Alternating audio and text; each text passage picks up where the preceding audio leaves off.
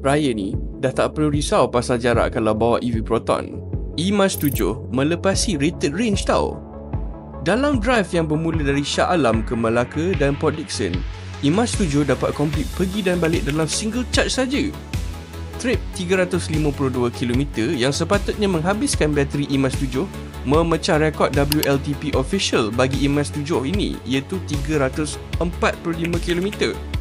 Bukan itu saja, tetapi bagi bateri yang tinggal untuk Proton eMAS 7 ni tinggal 43km lagi tau.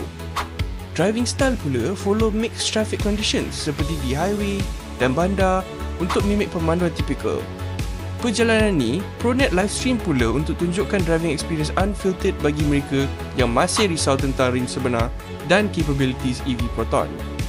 Kalau anda nak EV charging solution professional untuk eMAS 7 anda di rumah, kontak kami di EV Sifu.